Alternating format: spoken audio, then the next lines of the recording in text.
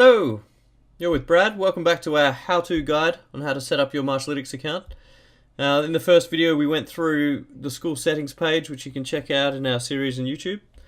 Now we're into what you see after you fill that in. So first thing to do is to start adding students.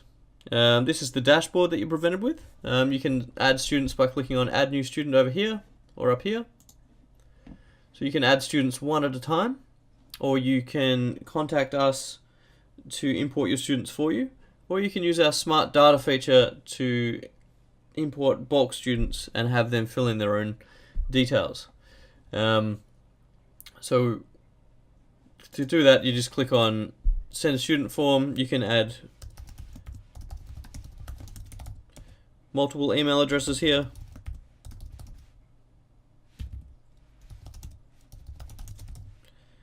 Or you can copy paste them in from Excel if you've got a big list. And once you're ready, hit send, and those will be sent off for you, and students will be able to fill that in. There's an in-depth video on how to use smart data on our YouTube channel, which we will link to from this video, and that's a nice quick way to get started and be all up to date. But there's lots of options there. So I'm just going to go ahead and switch to an account that I've already pre-set up with some students there. Boom. So this is the dashboard with some actual data in it. So we'll just go through all of the different areas of the dashboard so you can get familiar with how that works. So on your left hand side here you have the student list. Student list is always there. Student details are one click away. You can filter this by venue. There's only one for this one. You can filter this by active students, inactive students, pending students, or all students. Now, pending students are the ones that come through from using our smart data feature. So when students fill in their details and hit submit, they go into the pending student list, which you are then able to go through and approve. This is so that their data isn't automatically just overwritten with whatever they feel like putting in there. In order to keep your student data clean, you can fully approve that whole process. Moving on to the recurring plans list. This shows any plan that is overdue, that needs to be paid off, or is ending soon, or ended recently. You can also change this to passes. Shows which students have how many passes remaining if they're less than a certain amount, and you can customize what that amount is.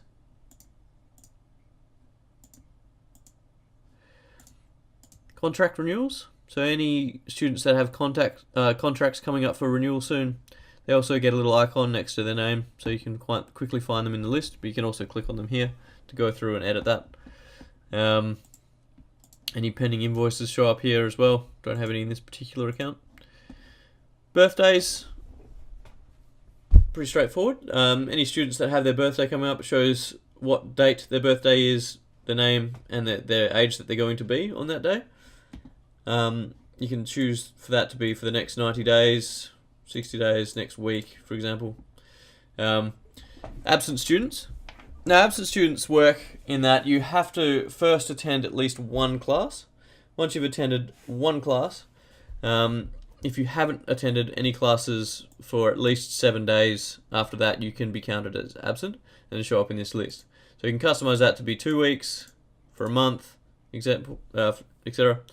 And you can go through then and just sort of give these students a nudge, send them an email. You can also set up automatic emails to email them direct, which we'll get to in a second. So there's a few options there.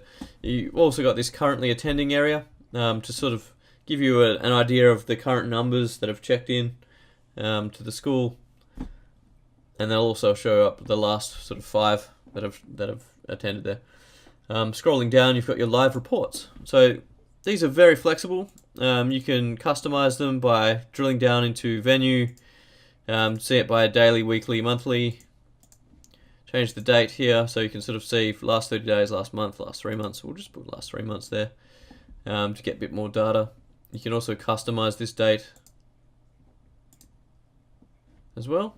to get a custom date range, and this will update all of these reports. So you've got your attendance summary, income summary, growth, styles and ranks, leads and conversions, and demographics. It's like a breakdown. So we'll go up to the top. You got attendance. So this is just a quick look at all the attendance over this period of time.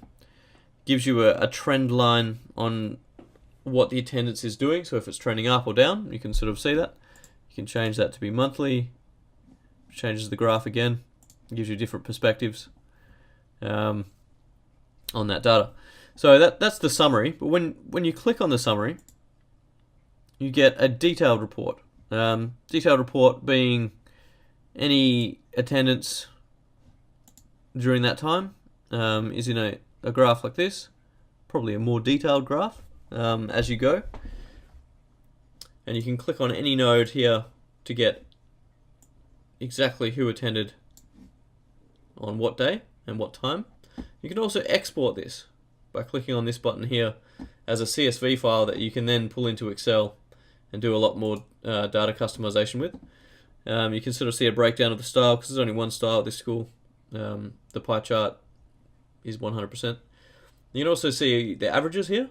So you can see on average Monday there's one attendance, Tuesday less, etc. You can also click on the day to get the average hourly attendance as well. What this is designed for is to show you, it's designed to show the hourly attendance and the weekly attendance. So for example, on Mondays, people tend to attend at 6 and 8. Tuesdays, they tend to attend at 10. It gives you an idea of just when students want to attend, so you can customize your timetable around that. Going back to the dashboard, if you scroll down a little bit further, you've got your income report, which shows you all your income for that period of time. You can see the breakdown here in the graph for shop, passes, recurring plans. You can also see shop categories here, what the breakdown was. You can move that to what plans people are buying and what's bringing the most revenue. What venues bringing the most revenue. What methods people are using to pay. And the payment types, so breakdown of recurring plans, shop, or passes. And you also get a comparison here as well. So see what the current month was, what it was like a month ago, 3 months ago, etc. You can change this to be daily, weekly, monthly, just like the other reports. And you can also download this information. You can also click on it to see a list of all the transactions, and then you can refund these transactions as well if you need to.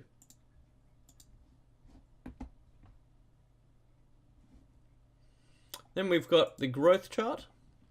So the growth shows you how many students have arrived at the school, how many have left, how many have been deleted, etc., and how many leads you've added. So you can sort of see all of your numbers there at a glance on a nice graph as well. Styles and ranks shows you a breakdown of each different belt that you've got set up and what the students are assigned to that. So you might sort of see if you've got too many white belts, then you've added a lot of new students, so you might have to add another beginner class to your timetable. Or you might have too many black belts, which means you've got too many at the top end. You might have to recruit some more new blood through, or sort of convert some of those black belts into instructors to grow your school further that way. You can also compare your styles to other styles to see what your overall school engagement is if you run multiple different programs.